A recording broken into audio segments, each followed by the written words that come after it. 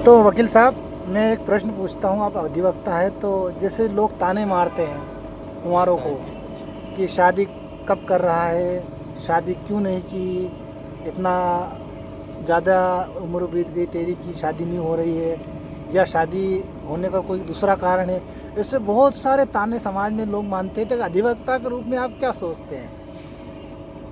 देखो, इस विषय में मैं ये कहना चाहता हूँ, मैं जो ताने मारते हैं उनसे भी और जिनको मारते हैं दोनों से निवेदन है कि इस विषय को ज़्यादा गंभीरता से लेने की ज़रूरत नहीं है। पहली बात तो ये कि अगर हंसी मजाक में ये बात होती है तो कोई दिक्कत नहीं, लेकिन अगर कोई बार बार जानबूझ के इस तरह की बात करके किसी को मानसिक रूप से तकलीफ़ पहुंचाता है तो इसके लिए बिल्कुल नियम कानून है। और देखो, नियम कानून में एक ये धारा है कि आपको मानसिक पीड़ा पहुंचाई गई, और मानसिक पीड़ा किस बात पे पहुंचाई गई वो विषय आएगा। और ये मजाक की बात अलग है, लेकिन अगर ये शादी नहीं की, क्यों नहीं की, कब तक करोगे, क्यों नहीं कर रहे हो, ऐसी क्या दिक्कत है, तो ऐसी बातें करके केवल छेड़ना और किसी को दुखी करना, ठेस पहुंचाना तो फिर बिल्कुल गैरकानूनी है। इसके विषय में बिल्कुल सामने वाला अदालत से अपना कंप्लेंट कर सकता है, केस लगा सकता है मानसिक पीड़ा पहुंचाने का। लेकिन जहाँ तक सवाल है कि अगर कोई ताने मारता है तो वो लोग, मेरे हिसाब से ये फालतू की बात है।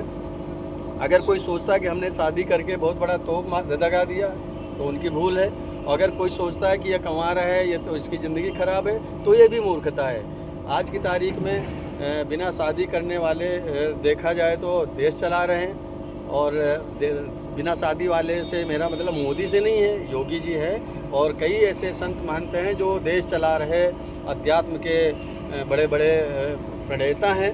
तो शादी ना करना या शादी ना होना ये फालतू की बातें हैं।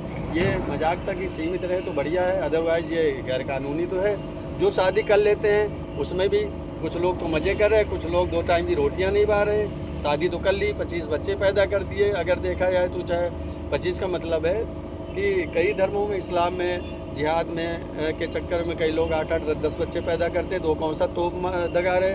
और कई हिंदू भी शादी करके जगह जगह ठोकरें खा रहे, बच्चों का पेट नहीं भर पा रहे, तो कौन सी बड़ी बहादुरी कर दी। इसलिए इस विषय को किसी के वो ताने के रूप में बोलना या किसी का अपमान करने की दृष्टि से बोलना तो मूर्खता है, इससे ज़्यादा कुछ नहीं है।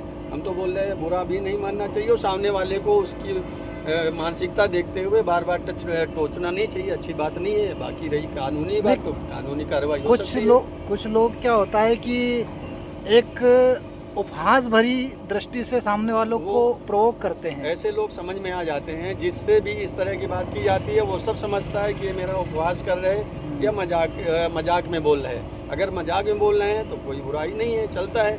लेकिन अगर उपहास उड़ा रहे हैं तो उस जिसका उपहास उड़ाया जाता है वो आदमी कानून की मदद ले सकता है, अपने वकील के माध्यम से केस लगा सकता है मानसिक पीड़ा पहुंचाने का, और इसके लिए बराबर प्रावधान है, और सामने वाले के साथ कानूनी कार्रवाई होगी, इसमें कोई दिक्कत नहीं है।